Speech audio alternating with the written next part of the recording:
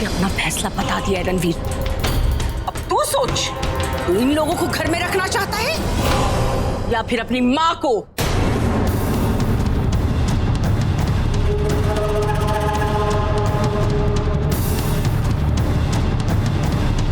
हाँ तो चल मेरे साथ, मुझे तुझसे बात करनी है, चल। नहीं रणवीर, मैं इस बारे में कोई बात नहीं करना चाहती।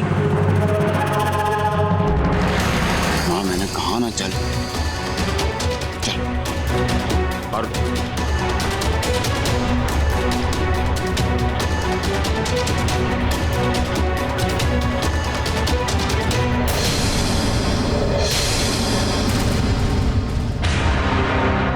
माँ चल।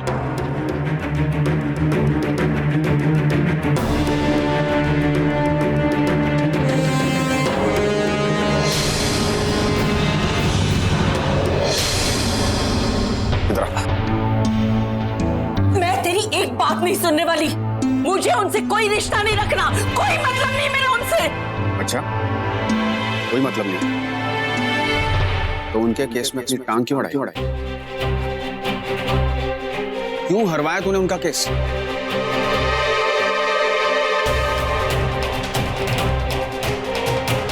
बाबा ने मुझे सब बता दिया माँ। क्यों किया तूने माँ ऐसा? मैं तेरी हर बात मान रहा था। तूने मुझे ईशानी से दूर रहने के लिए कहा, मैं रहा। मैंने ईशानी को चिराग से बचाने की सारी कोशिशें बंद कर दी। मैंने ईशानी को यह तक बोलना बंद कर दिया कि चिराग एक बुरा लड़का है और तुम उससे शादी मत करो। तूने मुझे रितिका से शादी करने के लिए कहा, मैं उस चीज के लिए भी मानू। और मैंने रितिका से भी कहा कि उससे शादी करने के बाद मैं ईशानी की शक्ल तक नहीं देखूंगा। सब कुछ सही चल रहा था, ईशानी की शादी हो जाती, वो लोग केस जीत जाते, वो लोग अपने घर पे खुश, हम अपने घर पे खुश। फिर तूने सब क्यों किया? जो उन्होंने हमारे साथ किया उन्हें उनकी सजा मिल चुकी है, और जो अब उन्हें मिलने वाला था वो उनका हक था।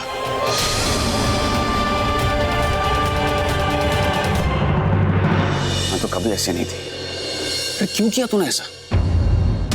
क्योंकि वो है ही इसी लायक। उन्होंने हमें सड़क पे फेंका था ना, अब मैं उन्हें सड़क पे पहुंचाना चाहती हूं। मैं अपना कर्म कर रही हूं रणवीर, और वो लोग अपने कर्मों की सजा भुगत रहे हैं। तू उन्हें सजा देके अपना कर्म कर रही है, तो उन्हें बचा के मैं अपना कर्म कर रहा हूं। क्योंकि मैंने मोटा बाबूजी से वादा किया था कि मैं ईशानी की शादी चिराग से करवाऊंगा। तो चिराग ईशानी से सिर्फ उसके पैसों के लिए शादी करना चाहता था, इसलिए मैं ईशानी का केस जितवाना चाहता था ताकि चिराग उससे शादी कर ले। पर तूने उसका केस हरवा दिया मां, जिसकी वजह से चिराग ईशानी को छोड़कर चला गया, और मोटा बाबूजी का वादा पूरा करने के लिए मुझे ईशानी से शादी करनी पड़ी। और वो लोग केस हार गए, इसकी वजह से कोर्ट ने उनका फ्लैट छीन लिया, और उन सबको इस वजह से मुझे यहां बुलाना पड़ा। तो मां, ईशानी से मेरी शादी और उन सबको यहां बुलाने की वजह सिर्फ तू है।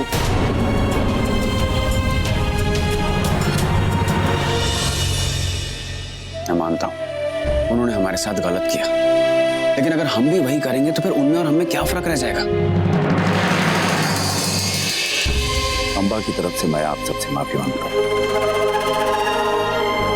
आप सबके साथ जो हुआ दरअसल उसे पता ही नहीं है। नहीं, माफी तो हमें मांगनी चाहिए। हम लोग इस तरह आ गए, कुछ भी हो है तो बेटी का ससुराल ही ना। नहीं फाल्गुनी भाभी, आप ऐसा मत कहिए, ये घर आप ही का तो है। आपको कुछ चाहिए?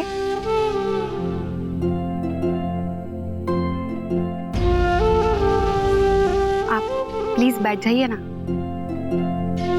वैसे मैं पारुल हूँ, रणवीर भाई की कजिन। और हम ना ईशानी के कजिन हैं। हाय, आई एम देवर्ष। हाय। और मेरा नाम ना कुछ भी रख लो, बुरा नहीं मानता। Cute boy. आपका क्या नाम है? प्रतीक। हाय। डोंट माइंड, पर अगर आप लोगों को कुछ चाहिए ना तो प्लीज बता देना। हाँ श्योर। प्लीज आप सब लोग बैठ जाइए ना, शायद आपको बैठा देखे भाभी भी बैठ जाए। यश, मैं उसको भी बिठाता हूँ। अरे भाई, पहले रणवीर की मॉम का जवाब तो आने दे। क्या?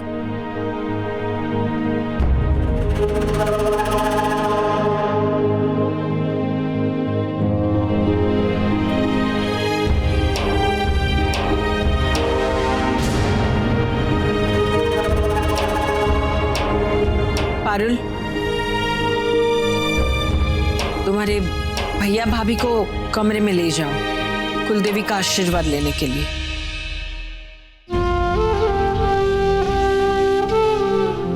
जी भाभी आइए।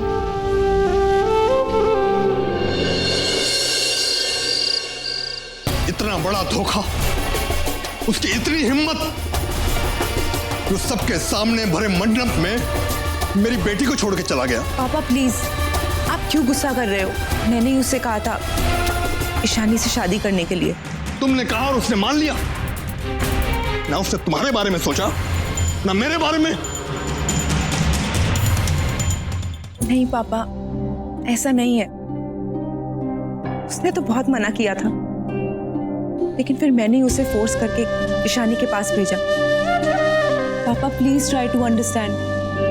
आरवी ईशानी से प्यार करता है, वो उसी के साथ खुश रहेगा।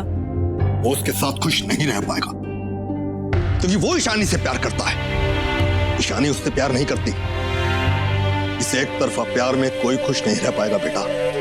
आरवी की खुशी ईशानी है और वो उसी के साथ खुश रहेगा। और तुम खुश रह पाओगी आरवी के बिना? अरे तुम भी तो आरवी से प्यार करती हो।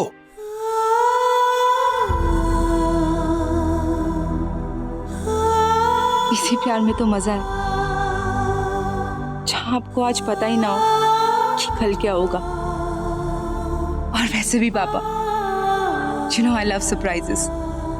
अपनी तकलीफों पर मुस्कुराने से तकलीफें कम नहीं होती बेटा, बल्कि तकलीफें बढ़ जाती हैं।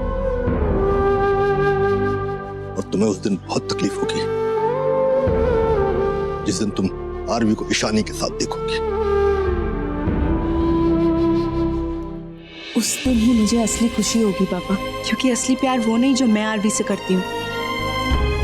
असली प्यार तो वो है जो आरवी ईशानी से करता है। और फिर आप ही ने तो कहा था पापा कि सारी शादियां ऊपर से बन के आती हैं। और क्या पता गॉड ने अभी तक मेरा बाइकिंग पार्टनर भेजा ही ना हो और मुझे वो उस बाइकिंग एक्सपीडिशन पे मिले। बेटा तूने फैसला तो ले लिया है, but I pray to God कि तू तेरे इस फैसले पर पछताए ना। क्या जरूरत थी बाप को रणवीर की ये बात मानने की कि हम लोग यहाँ रहने आए? उसका तो कहना फर्ज था, लेकिन क्या हमारा इस तरह यहाँ चले आना ठीक था?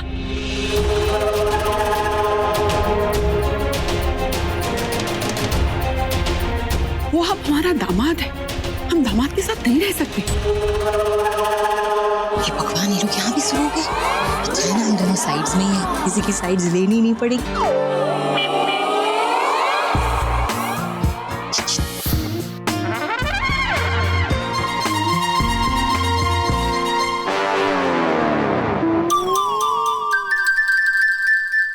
कम से कम आपको अम्बा के बारे में तो सोचना चाहिए था।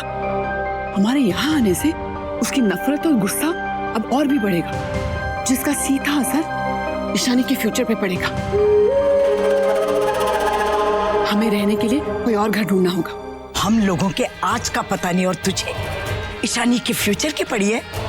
तू सिर्फ ईशानी का सोच रही है और मुझे मेरे पूरे परिवार का सोचना है। एक तरह से सड़क पे ही आ गए थे हम, और इसका जिम्मेदार अभी जो तेरा दामाद बन गया है ना, वो है। अब अगर यहाँ से जाने की बात भी की है ने, तो फाल्गुनी, न मैं तेरा लिहाज करूंगी न तेरे ये ईशानी के ससुराल वालों का। हमजना,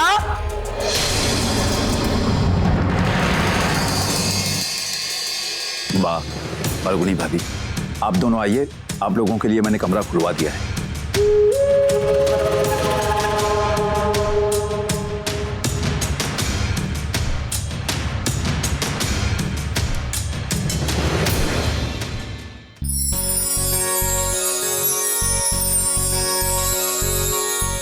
भैया आज आप अपने कमरे में नहीं जाएंगे क्योंकि मासी ने स्पेशली आपके लिए एक रूम सजाया है। कहा था कि शादी के बाद आप अपने पत्नी के साथ वहीं रहेंगे। चलो मैं आपको दिखा देती हूँ, चलो।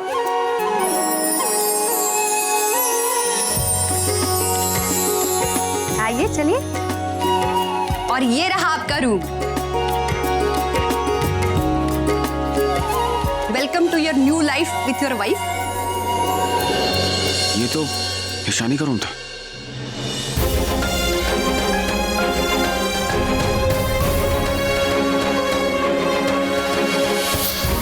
Thank you.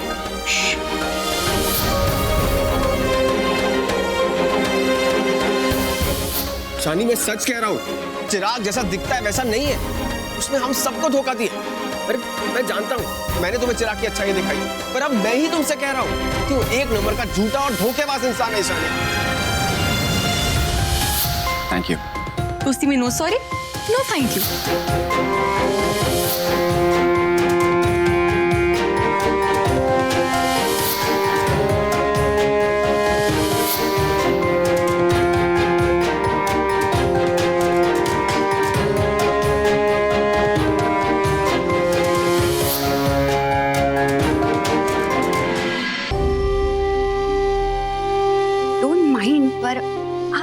शर्माती बहुत ज्यादा हो। चलिए ना, आइए चलिए। भैया चलो, आपको क्या अलग से बताना पड़ेगा? चलो।